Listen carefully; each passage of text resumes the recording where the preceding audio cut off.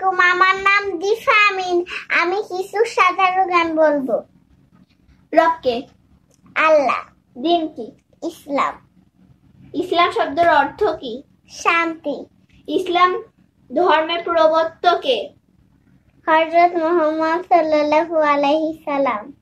ইসলাম ধর্মের অনুসারীদের কি বলা হয়? মুসলমান।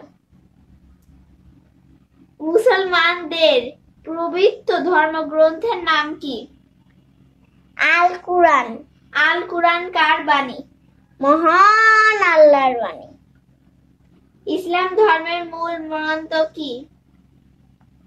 লা ইলাহা ইল্লাল্লাহু মুহাম্মাদুর রাসূলুল্লাহ সাল্লাল্লাহু আলাইহি সাল্লাম। ইসলাম ধর্মের মূল ভিত্তি কয়টি ও কি কি? 5টি। কালিমা, নামাজ, রোজা, হওয়াজ, যাকাত।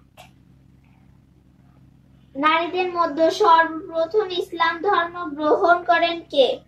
হযরত খাদিজা। সর্বকনিষ্ঠ প্রথম ইসলাম ধর্ম গ্রহণ করেন কে? হযরত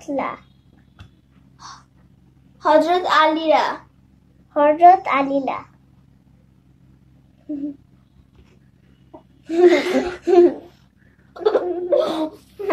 আল কুরআনে মোট কয়টি পারা আছে? 30টি। আল কুরআনে মোট কয়টি সূরা আছে? 114টি। আল কুরআনের প্রথম সূরা কোনটি? সূরা আল ফাতিহা।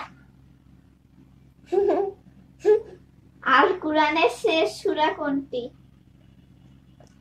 সূরা আল নাস। আল কুরআনের সবচেয়ে দীর্ঘ সূরার নাম কোনটি? সূরা আল বাকারা। আল কুরআনের সবচেয়ে ছোট সূরার নাম কি? আল কাউসার। টাটা, বাই বাই, আল্লাহ হাফেজ।